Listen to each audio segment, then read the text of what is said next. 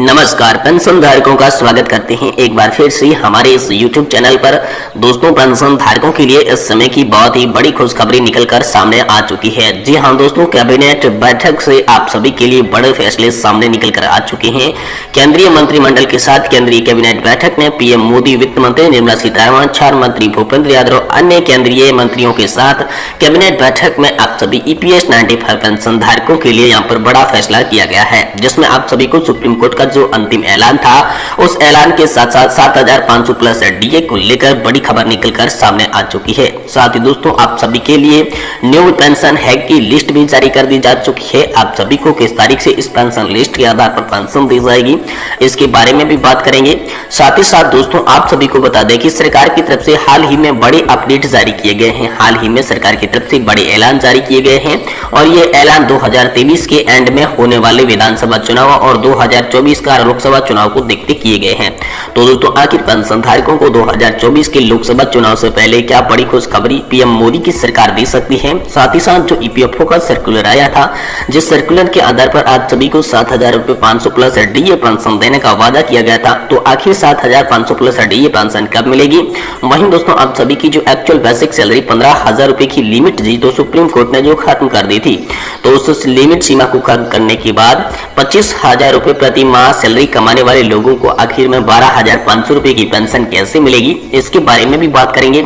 साथ ही साथ दोस्तों, आज की पेंशन से जुड़ी तमाम छोटी बड़ी खबरों को आज के इस वीडियो में हम कवर करने वाले हैं। इसलिए दोस्तों, आपसे निवेदन है कि अगर आप EPS 95 पेंशन धारक हैं तो दोस्तों, आज के इस वीडियो को आप लास्ट तक देखें। आप सभी के लिए बहुत ही बड़ी खुशखबरी निकलकर सामने आ चुकी है। पेंशन बढ़ोतरी के लिए जो तारीख है वो 100% जारी कर दी जा चुकी है। आप सभी को सैलरी की 50% तक पेंशन देने का भी ऐलान था, उसके बारे में भी बड़ी खबर है।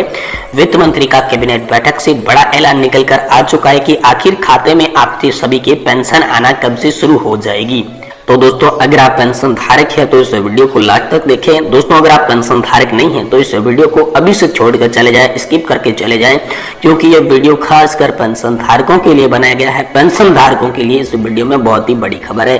साथ ही साथ जो सरकारी कर्मचारियों का 4% DA बढ़ोतरी था और साथ ही साथ जो एरियर था उन्हें दशहरा से पहले दिया जाएगा, इसको लेकर भी यहाँ पर बड़ी खबर निकल कर आई है। इसके बारे में भी हम बात करेंगे। साथ ही जो कर्मचारी, शिक्षक और शहीद पेंशन धारक की जो राहत है उसके लिए बकाया वेतन का भुगतान किया जाएगा और एरियर के जो खाते में 52,000 रुपए हैं वो भी दोस्तों ट्रांसफर किए जाएंगे। इसको लेकर बड़ी खबर है। तो चलिए दोस्तों, हम एक एक खबर को विस्तार से इस वीडियो में जानते हैं। तो चलिए खबरों का सिलसिला बिना किसी देरी के शुरू करते हैं। दोस्तों, सबसे पहले बात करते हैं कैबिनेट बैठक में आप सभी के लिए क्या बड़े फैसले लिए गए। जी हाँ दोस्तों, केंद्रीय मंत्रिमंडल की कैबिनेट बैठक में आप सभी के लिए पेंशन से रिलेटेड बहुत सारी चर्चाएं की गई। पेंशन से रिलेटेड चर्चाओं में मुख्य मुद्दा था 7500 प्लस DA पेंशन और इसी के साथ साथ स्वास्थ्य सेवाओं को लेकर मुख्य जोर यहाँ पर कैबिनेट की बैठक में दिया गया। जिसके बाद यहाँ पर कैबिनेट में छात्र मंत्री भूपेंद्र यादव ने चिकित्सा सुविधा को लेकर ऐलान किया था कि आयुष्मान भारत योजना के तहत जिन पेंशन धारकों को जोड़ा गया है और अभी तक कोई लाभ नहीं मिल पाया है, उन्हें एक अलग से पेंशन के लिए योजना बनाई जाएगी, जिसके तहत ओनली फॉर पेंशन धारकों को ही चिकित्सा सुविधा बेहतर कैसे बनाई जाए, इसके लिए यहाँ पर उन सभी को ऐलान किया जाएगा और इससे 68 लाख पेंशन धारकों को लाभ दिया जाएगा। ऐसा केंद्रीय मंत्रिमंडल की बैठक में ऐलान किया गया है। लेकिन ये लागू कब से किया जाएगा आप सभी के लिए, इसके बारे में कोई स्पष्टीकरण यहाँ पर मंत्रिमंडल की बैठक से लागू होकर नहीं आया है। वहीं दोस्तों, बात करें आप सभी के लिए वित्त मंत्री की ओर से क्या बड़ा ऐलान किया गया, तो वित्त मंत्री ने कहा था कि जब हमने EPS 95 पेंशन धारकों के लिए NPS की समीक्षा के लिए जो कमेटी गठित की थी, 3 सदस्यों की जो कमेटी गठित की है, उस कमेटी की आधी रिपोर्ट यानी कि 50% काम पूरा हो चुका है और इसके आधार पर देखा जाए तो ज्यादातर लोग जो है वो EPS की तरफ जाना चाहते हैं। लेकिन NPS के अंदर हम 40 से 45% की अगर पेंशन प्रोवाइड करवा देते हैं तो दोस्तों, यहाँ पर आप सभी को देखने को मिलेगा कि ज्यादातर जो लोग OPS में जा रहे थे वो NPS का रुख करते हुए नजर आ रहे हैं, जिसमें पेंशन धारकों को नियमित पेंशन चाहिए, चाहे उन्हें पेंशन कितनी मिले, लेकिन ये फिक्स होना चाहिए कि रिटायरमेंट होने के बाद आखिर कर्मचारी और पेंशन धारकों को कितनी पेंशन मिलनी चाहिए।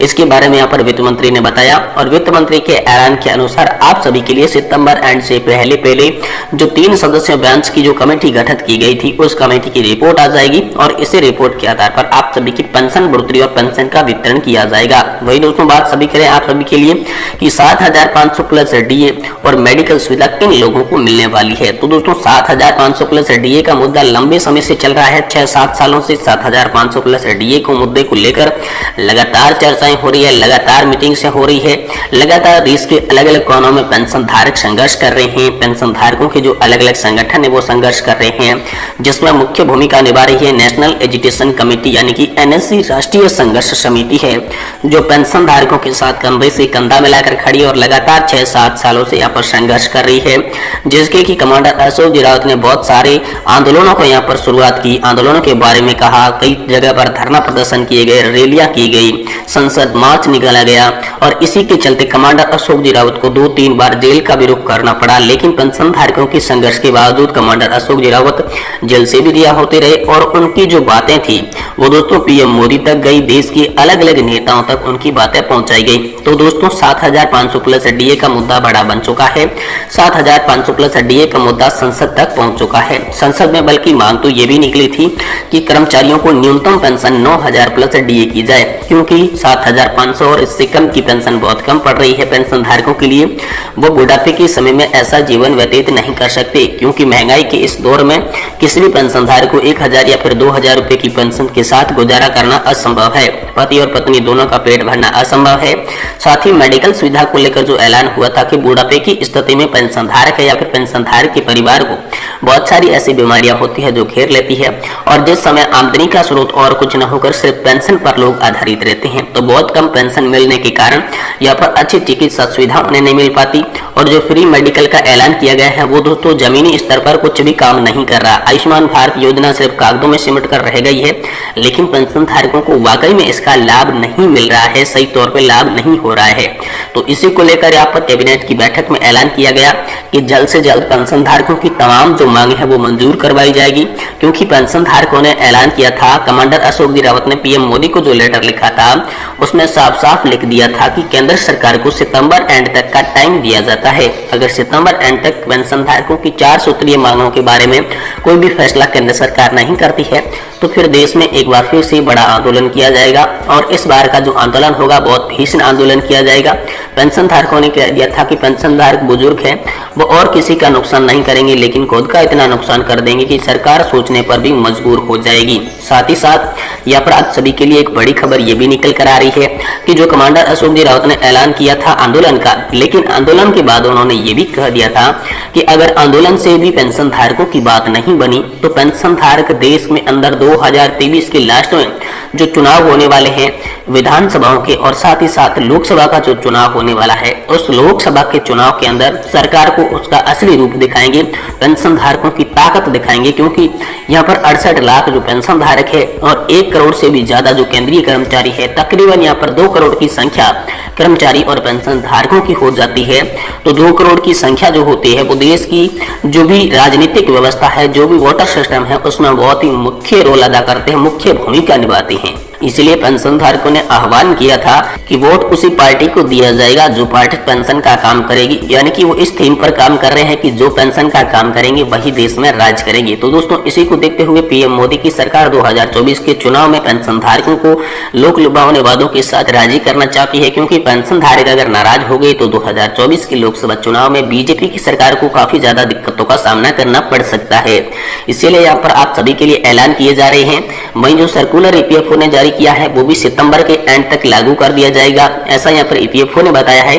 साथ ही सरकार के जो अलग अलग नेता हैं, अलग अलग मंत्री हैं, उन्होंने भी लगातार पेंशन धारकों को आश्वासन दिया है।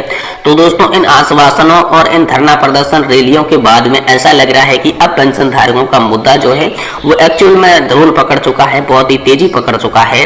अब पेंशन धारकों को जल्द से जल्द पेंशन बढ़ोतरी 7,500 प्लस फ्री मेडिकल की जो भी सुविधा है हस्बैंड एंड वाइफ को बहुत ही जल्द मंजूर की जा सकती है, क्योंकि इस तरीके से यहाँ पर बड़े अपडेट निकलकर पेंशन धारकों के लिए सामने आ रहे हैं। तो दोस्तों आज की वीडियो में इतना ही। आज की वीडियो पसंद आई है तो आप हमारे इस वीडियो को लाइक करें, साथ ही आप इस वीडियो को